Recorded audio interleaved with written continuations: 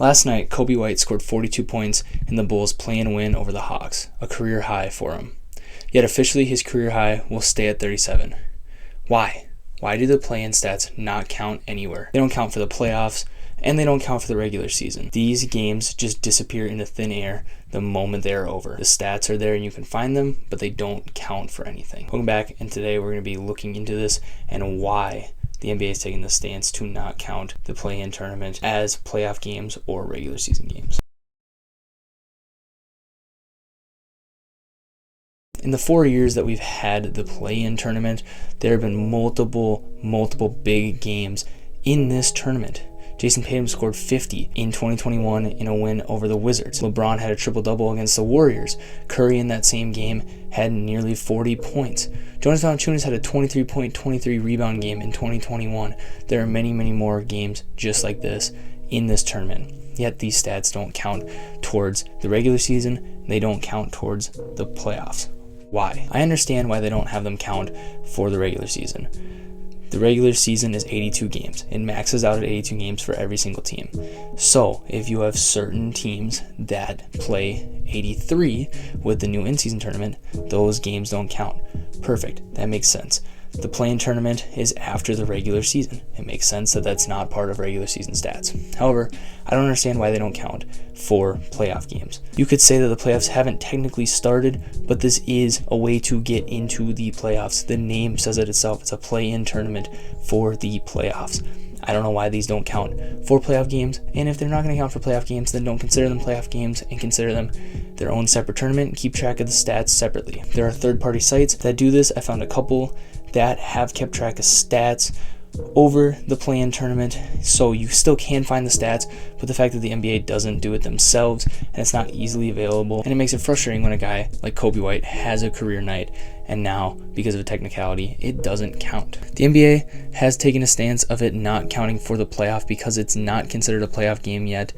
I don't really get that. I don't understand this gray area between the playoffs and the regular season. This could just be an extension of the playoff games. I talked about earlier how the regular season is capped at 82. Everybody plays 82 equally. The playoffs, that's not the case. We have guys like LeBron that have played almost 300 playoff games.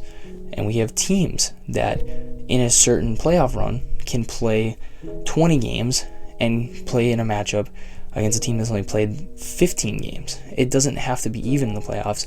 So if you're trying to do it for a reason to keep the stats even or give everybody the same opportunities, I just don't understand the logic behind not counting for the playoffs because of that. You already can sort by round. In a lot of places, you're allowed to sort by who was the scoring leader for the first round, the second round, the conference finals, and the NBA finals. Why not just add the play-in tournament, right?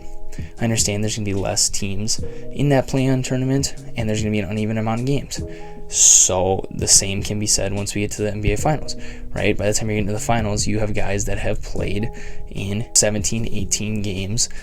And so, yes, they're going to have more points scored. Those guys are probably going to be the playoff leaders in stats. But you look at averages, their averages might not be the leaders. With not counting these stats, you're taking away big games from these guys. This is a massive game of Coby White. This is a guy that's bounced between being the point guard of the future for the Bulls to kind of became Lonzo's backup to now Lonzo's hurt, and now Coby White's back in the limelight and he's starting to become a star. This is a big time game in a playoff game. This is a playoff game. The play-in tournament should be considered part of the playoffs, in my opinion.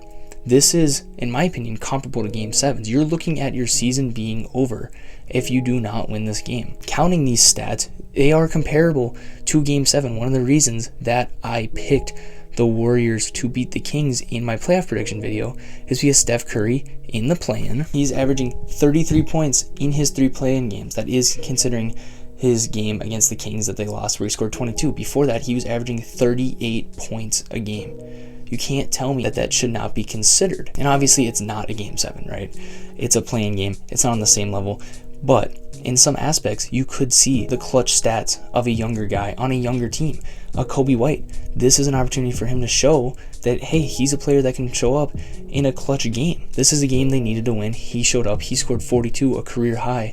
That's not going to count for him because of technicality. This is a very simple fix for the NBA. And it's just to count the play-in games for the playoffs.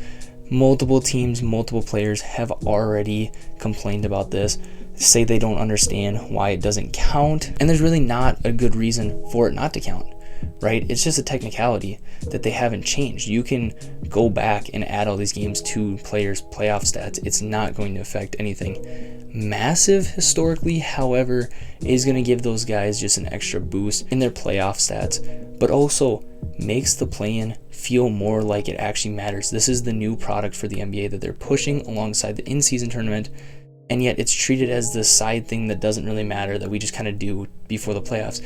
They want to treat it like a product that matters and something that they want to promote. Then they have to treat it equally when it comes to the games mattering for these players and their stats. Obviously, then you look at the in-season tournament, the championship game, those stats didn't count. I feel like that's a completely different thing, just because then you're giving two teams an 83rd game. You could, if you really wanted to fix that, have those games count, kind of just drop a game in April. That could throw some things off later, or drop one of their later matchups, something like that. But I more understand that, because then you're getting two teams with an extra game, which then, yes, that is a boost for when you're looking at top scorers in a season 15 years down the road. Well, yeah, this guy had an extra game. You're looking at playoffs, everything's uneven, so why not count these games for these guys? I don't know. In my eyes, Coby White just had a career night, 42 points per game. I know this is more of a rant than a true essay, but it's just frustrating because you see these big games. You know, we talk about the games in the past as well that just don't count for anything, right? I mean, these were games that gave their team's season more life and gave them more opportunities to play, either to get into the playoffs or to keep their season alive, to give them a chance to get into the playoffs. These are games that really should count in the future, and really something that the NBA can go back and fix starting tomorrow if they really wanted to. There's no reason in my eyes that these 6 basketball games shouldn't count every single year. And really, they're playoff games.